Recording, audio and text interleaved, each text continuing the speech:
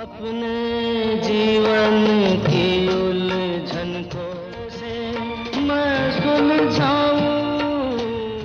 किशोर दा के दिल की गहराइयों से जब भी कोई गाना निकलता था तो वो न सिर्फ सुपरहिट होता था, बल्कि आज भी जब कोई सच्चा संगीत प्रेमी उन गीतों को सुनता है और महसूस करता है तो अनजाने में उनकी आंखों से कुछ आंसू की बूंदें जरूर गिरती है। 50 साल पहले रिकॉर्ड किया गया ऐसा ही एक गाना था किशोर दा का, जिसे हर कोई आज भी उतना ही पसंद करता है। और अगर आप अपने जीवन में बुरे दौर से गुजर रहे हैं तो यह गाना निश्चित रूप से आपको रोने पर मजबूर कर देगा। हम यहां किस गाने की बात कर रहे हैं दोस्तों, और किन परिस्थितियों में किशोर दा ने इस गाने को रिकॉर्ड किया और इसे हमेशा के लिए अमर बना दिया, सब कुछ जानेंगे जनता टॉकीज के आज के इस एपिसोड में। कुछ काम न आया। नमस्कार दोस्तों, स्वागत है आपका जनता टॉकीज में। सूखे पेड़ की छाया। यह उस समय की बात है जब किशोर कुमार की आवाज फिल्म इंडस्ट्री पर राज कर रही थी।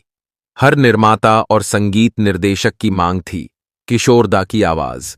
मैंने कुछ खोया है, मैंने कुछ पाया है तेरे प्यार में। यह 1973 के अंत की बात है जब फिल्म निर्देशक अनिल गांगुली एक फिल्म बनाने वाले थे जो सुपरहिट अंतर्राष्ट्रीय स्तर पर प्रशंसित बंगाली फिल्म शात पा के बादहा की हिंदी रीमेक थी, जिसमें सौमित्र चटर्जी और सुचित्रा सेन थे मुख्य कलाकार। निर्देशक अनिल गांगुली ने कल्याणजी आनंद जी को फिल्म का संगीत निर्देशक चुना और एमजी हशमत साहब को फिल्म के लिए कुछ खूबसूरत गाने लिखने की जिम्मेदारी दी गई। फिल्म का नाम था कोरा कागज, जिसमें विजय आनंद और जया भादुड़ी मुख्य कलाकार थे।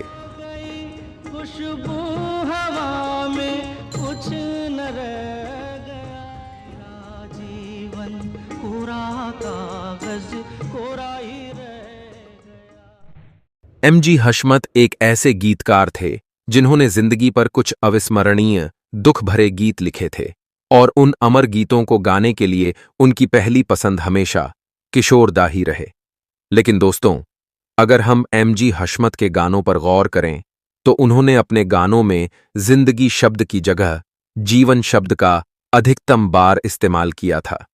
जीवन शब्द पर किशोर दा एमजी हशमत के कुछ हिट गाने हैं, जैसे अपने जीवन की उलझन को कैसे मैं सुलझाऊं, मेरा जीवन कुछ काम ना आया, जब तक मैंने समझा जीवन क्या है, जीवन बीत गया, और जाहिर तौर पर फिल्म कोरा कागज से मेरा जीवन कोरा कागज। कोरा ही रह गया। फिल्म कोरा कागज एक पति और पत्नी के प्यार, गलतफहमी, आत्मसम्मान और अहंकार की कहानी है। इस फिल्म का शीर्षक गीत अपने संगीत के लिए प्रसिद्ध नहीं हुआ, बल्कि गीत के शब्द और किशोर दा की इस गाने में वॉइस मॉड्यूलेशन इस गीत को हमेशा के लिए अमर कर दिया है। मन की ना चमन की किसकी है ये भूल। फिल्म कोरा कागज में केवल 3 गाने थे और किशोर दा को फिल्म के शीर्षक गीत के लिए चुना गया था। स्टूडियो में बैठकर गाने के बोल पढ़ते हुए किशोर दा काफी भावुक हो गए। किशोर दा ने गीत को रिकॉर्ड करने से पहले खुद को मानसिक रूप से तैयार करने के लिए कुछ समय तक रिकॉर्डिंग रूम में खुद को बंद रखा। निर्देशक अनिल गांगुली ने एक बार एक साक्षात्कार में कहा था कि किशोर दा द्वारा गीत की रिकॉर्डिंग शुरू करने से पहले हमने देखा था किशोर दा के चेहरे पे उदासी।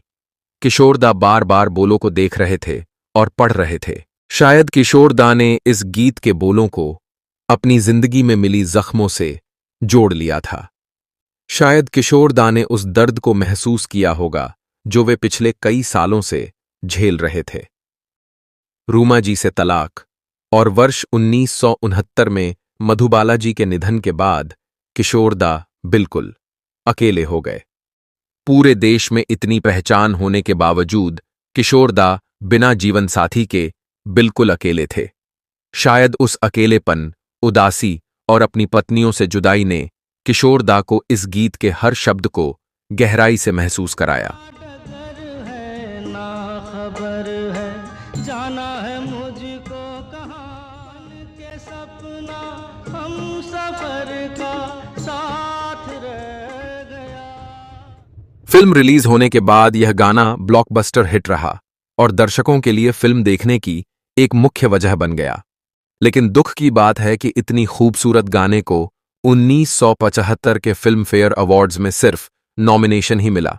एक हवा का झोंका आया, टूटा डाली से फूल, टूटा डाली से और महेंद्र कपूर ने उस साल और नहीं बस और नहीं गाने के लिए फिल्म फेयर अवार्ड जीता। नहीं बस और नहीं, गम के प्याले और नहीं। गाना मेरा जीवन कोरा कागज 1974 की बिनाका गीत माला के एनुअल लिस्ट में नंबर 1 पोजीशन पर रहा। लिखा था आंसुओं के संग बह। अगर आपको लगता है कि किशोर दा इस गाने के लिए अवार्ड के हकदार थे तो अपनी राय कमेंट में जरूर बताएं। और अगर आप कुछ और गाने जानना चाहते हैं जहां किशोर दा को फिल्म फेयर अवार्ड जरूर मिलना चाहिए था, तो इस वीडियो के अपने बाएं तरफ एंड स्क्रीन में एक बार जरूर क्लिक करें। अगर आपको आज के वीडियो की जानकारी पसंद आई हो तो वीडियो को लाइक और शेयर जरूर करें। और अगर आप हमारे चैनल पर आज पहली बार आए हैं तो जनता टॉकीज को सब्सक्राइब करना बिल्कुल ना भूलें।